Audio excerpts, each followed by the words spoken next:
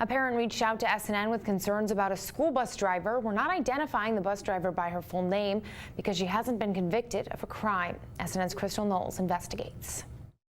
Every morning, students line up to get on bus 1201. And every morning, Kristen Williams says she's worried for her son. Week after school started, my son came home over the weekend in the beginning of the following week, and he was throwing his head back a lot. And I was like, what's going on? And he's like, my neck, I feel like it needs a pop. He didn't say it hurt at first. And I was like, well, why? And then my daughter, my 10-year-old, said the bus driver's slamming on her brakes all the time. 5-year-old Keenan says Miss T, their school bus driver, punishes the students by harsh braking. And that's how he hurt his neck.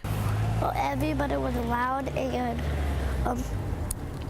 she slammed on her brakes on purpose. After receiving a couple of complaints and SNN reaching out, Chief Operating Officer for the school board, Scott Limpy, looked at the school bus driver records and says in her 6 years working for the school, her record is clean. I can tell you we did switch the bus. Once all the routes were established at the beginning of the year, we got some new buses in, some 2017s.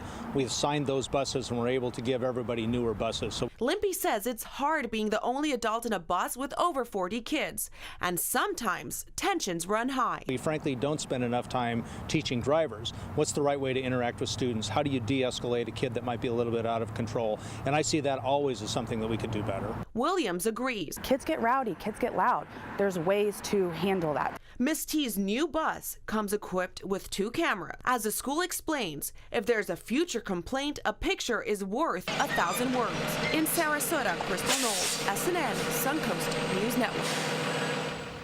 And Sarasota County Schools says they are in need of at least 20 bus drivers.